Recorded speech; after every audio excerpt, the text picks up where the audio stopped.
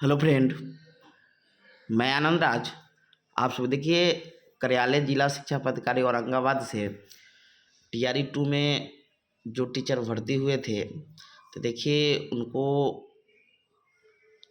कुछ कारणों से, समझे किन किन कारणों से, देखिए 14 तारीख को है, समझे कोई पुराना है नहीं। अब देखिएगा तो सॉरी 13 तारीख को है, 13/4/2024 को, कि किन किन कारणों से जो नियुक्त हो गए थे टीचर टीआरई 2 का अब टाइम भी हो गया है।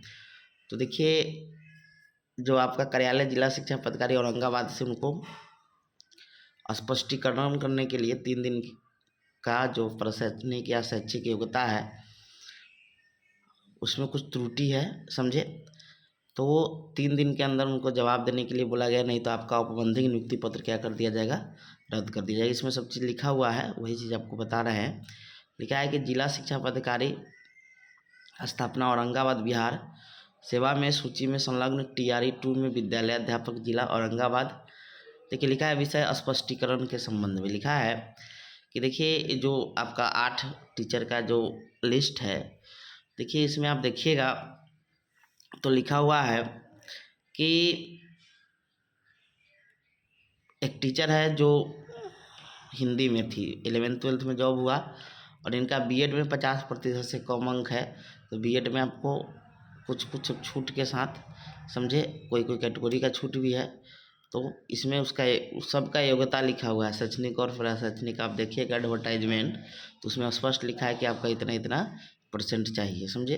तो इनका बीएड में 50% से कम है, इसीलिए इनको स्पष्टीकरण दिया गया है कि 3 दिन के भीतर अपना इस पर क्या मतलब अपना दीजिए। दूसरा है आपका 11th-12th टीचर में हुआ है राजनीतिक शास्त्र में, लिखा है कि एमए जो ये किए हुए हैं लोक प्रशासन से किए हुए हैं। लोक प्रशासन क्या होता है, मान्य नहीं होता है। एमएड के लिए एमएड बोल रहा है, एमए राजनीतिक विज्ञान के टीचर है, तो राजनीतिक विज्ञान से ही आपको क्या करना होगा, एमए करना होगा। तो इनको भी स्पष्टीकरण है। फिर दूसरा ही है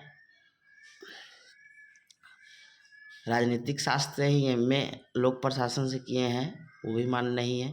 तो देखिए सब सीट्स बर्बादी ही है एक तरह से। देखिएगा मान लीजिए लोग को हटा देगा या जो भी चीज़, तो आगे का प्रोसेस है, ये सब जांच पहले ही होना चाहिए। फिर उसके बाद तीसरा भी है राजनीतिक शास्त्र में है 11th-12th में, और इनका भी क्या है कि